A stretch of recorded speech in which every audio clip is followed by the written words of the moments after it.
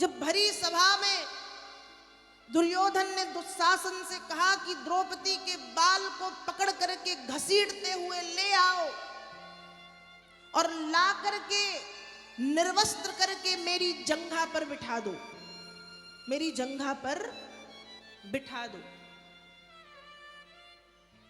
और दुशासन ने दुर्योधन की बात मानी, द्रौपदी की साड़ी खींचनी शुरू की। पहले तो द्रौपदी ने अपने आप को बचाने की कोशिश की, लेकिन एक अबला के हाथ कहां तक अपने आप को बचा सकते हैं? कहां द्रौपदी और कहां वो 10,000 हाथियों का बल रखने वाला दुशासन। खींच रहा है साड़ी, और जब साड़ी खींच रहा है, साड़ी खींच रहा है, साड़ी खींच रहा है, अंत में द्रौपदी ने दोनों हाथ ऊपर कर लिए।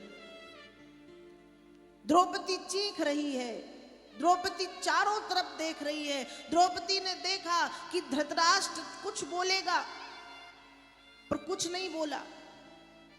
भीष्म पितामह कुछ बोलेंगे, पर कुछ नहीं बोले। द्रोणाचार्य, कृपाचार्य, कर्ण, विकर्ण और मेरे 5 पति बैठे हैं, कोई तो कुछ बोलेगा। सबकी तरफ द्रौपदी ने देखा, कोई कुछ नहीं बोला। अंत में द्रौपदी कहती है, मैं तो समझ रही थी कि इस सभा में सिर्फ धृतराष्ट्र अंधा है, लेकिन आज पता चल गया कि इस सभा में सबके सब अंधे बैठे। भगवान कृष्ण द्वारिकापुरी में बैठे थे, और जब द्वारिका में बैठे थे रुक्मणी जी के साथ, तो रुक्मणी जी कह रही हैं कि हे नाथ, आप विलंब क्यों कर रहे हो? आप जाओ ना, आपकी सखी द्रौपदी कष्ट में है। गोविंद आप जाओ।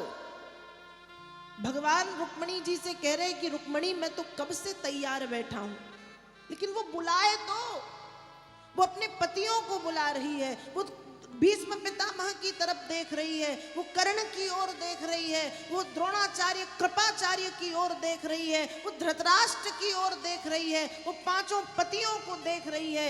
एक बार वो मुझे बुलाए तो सही, मैं तो कब से तैयार बैठा हूं, एक बार बुलाए, बस बुला ले। भगवान बैठे हैं कि बस मुझे बुलाए। उसी समय उसी सभा में भगवान के मोर पंख, कहीं मोर पंख लगा देखा, और मोर पंख देखते ही द्रौपदी को मोर पंख वाला कृष्ण याद आ गया। और जैसे ही मोर पंख देखा, कृष्ण की याद आई। दोनों हाथों को ऊपर करके कहती हैं, हे नाथ, कौरवों के समुद्र में मेरी लज्जा डूब रही है। पाहि माम भगवन, पाहि माम भगवन, रक्षा करो, रक्षा करो, रक्षा करो। और अंतःकरण से जब द्रौपदी ने पुकारा, आत्मा से, हृदय से, समय नहीं लगा भगवान को आने में। भगवान आए और द्रौपदी की साड़ी चीर बन गए। दुशासन जब साड़ी खींच रहा है तो 10 हाथ की द्रौपदी की साड़ी का और छोर समझ में नहीं आ रहा। साड़ियों के ढेर लग गए। अंबर लो अंबर पहाड़ कीनो शेष, कभी भीषम कर्ण द्रोण सभियों बिचारी है। साड़ी बीच नारी है, किनारी बीच सारी है। सारी ही किनारी है, किनारी ही की सारी।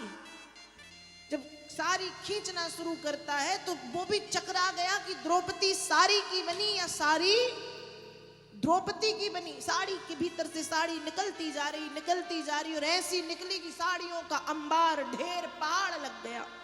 साड़ियों का ढेर लगा पड़ा है।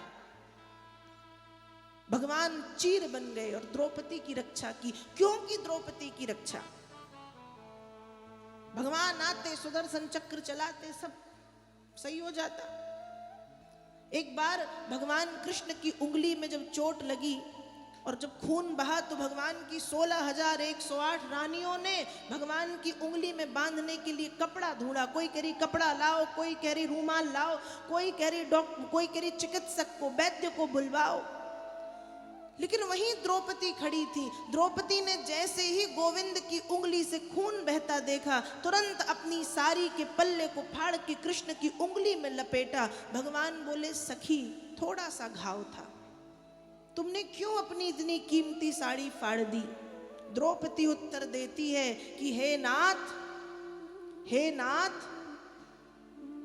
कैसी बात कर रहे हैं आप? हे भगवन,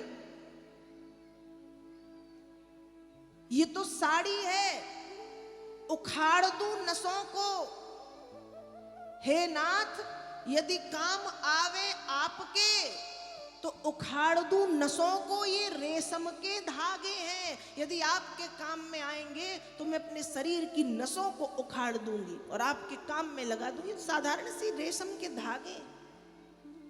और ऐसा कह के द्रौपदी ने भगवान की जब उंगली बांधी, उसी समय भगवान ने द्रौपदी से कहा कि बहन, समय आने पर तेरे लिए साड़ियों का ढेर लगा दूंगा।